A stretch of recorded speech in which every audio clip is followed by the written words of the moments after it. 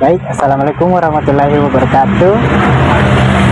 Perkenalkan, nama saya Anggi Saputra.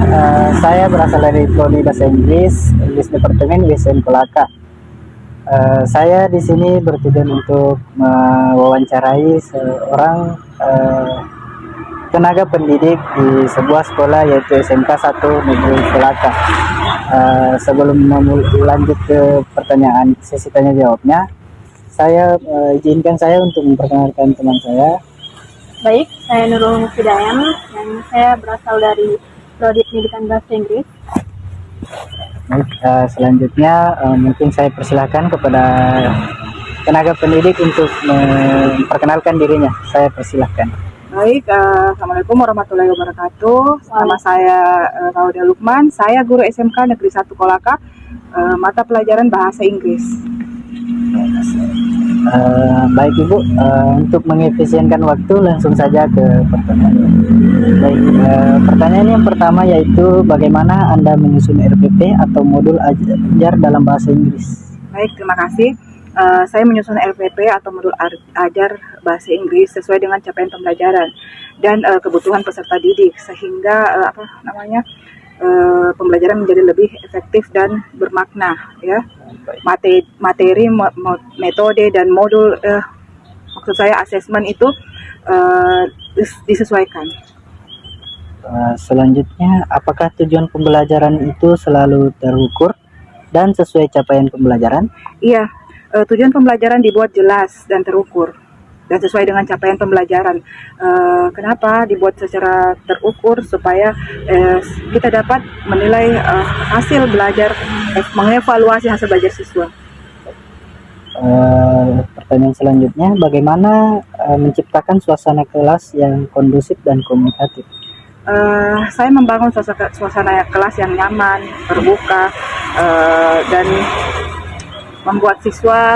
mengajak siswa untuk komunikatif, ya, mengajak siswa untuk komunikatif tanpa takut salah, seperti itu.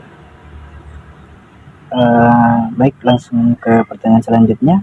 Strategi membangun kedisiplinan, bagaimana Bu? Oke. Saya membangun kedisiplinan itu dengan cara membuat aturan kelas, ya, aturan kelas yang disepakati bersama. Nah, aturan kelas ini biasanya itu dibuat di awal pembelajaran, di awal tahun pembelajaran. Jadi aturan kelas yang dibuat itu kalau misalkan dilanggar itu ada konsekuensinya, ya. Jadi ada hukumannya. Dan yang kedua itu saya juga memulai membangun kedisiplinan itu saya mulai dari diri saya sendiri, ya. Saya contohkan kepada siswa saya bagaimana saya masuk ke kelas itu selalu on time sehingga siswa bisa mencontoh, ya, contoh apa yang saya lakukan. Baik, pertanyaan selanjutnya yaitu metode yang paling sering digunakan dalam pembelajaran bahasa Inggris. Saya sering menggunakan metode diskusi, ya. Saya sering menggunakan metode komunikatif seperti berdiskusi, role play, kemudian kerja kelompok, ya. Kerja kelompok, saya di mana metode-metode tersebut itu bisa membiasakan siswa lebih berkomunikatif, lebih sering menggunakan bahasa Inggris. Demikian. Ya. Baik.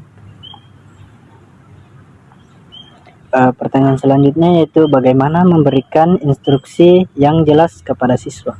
Ya, ketika memberikan instruksi yang kita buat itu harus jelas, ya, sederhana, bahasanya jelas, ya, sederhana, kemudian mudah dipahami, sehingga siswa dapat semua siswa dapat memahami instruksi apa yang kita berikan. Kalau perlu malah kita sertai dengan contoh, seperti itu. Mungkin itu saja pertanyaan dari saya. Saya ucapkan banyak terima kasih kepada Ibu telah meluangkan waktunya untuk diwawancara yang oleh kami. Iya, sama-sama. Saya tutup dengan terima kasih. Assalamualaikum warahmatullahi wabarakatuh. Waalaikumsalam warahmatullahi wabarakatuh.